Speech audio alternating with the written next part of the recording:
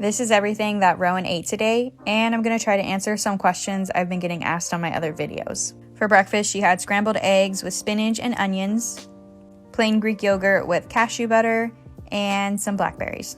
Rowan will be 8 months old tomorrow, and she has 2 teeth.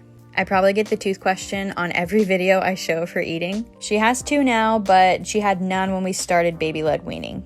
They don't need teeth to eat. You'd be surprised how strong their gums are, how much they can mush things up. And typically babies get their front teeth first, and we don't use those to chew. We use our back teeth, so it doesn't really matter.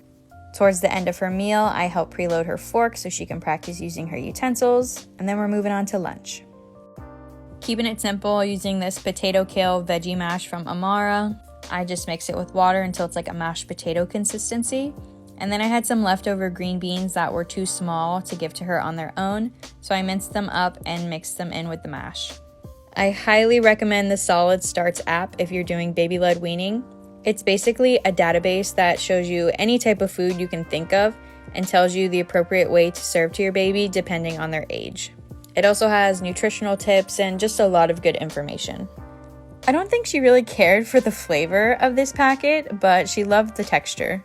Anything mushy and messy is always a win for her. This is what was left, just some bits mashed onto her high chair, and then we're moving on to dinner. She's having banana avocado, and I made like a little pizza toast for her. I just mushed up some tomatoes, added some mozzarella cheese, and a little bit of broccoli sprinkled on top. Next question I get asked all the time is, are you afraid of her choking? Anything your baby puts in their mouth is a choking risk, so of course.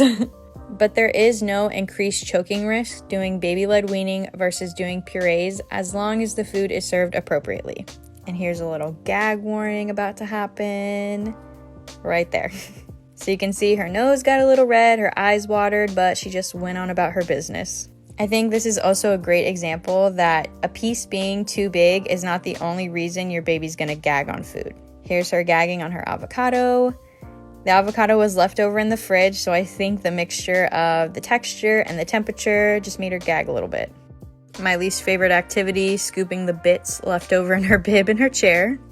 And then she's all done and has to show me that her plate is clearly empty, so I give her her little cup with some water so she can practice drinking.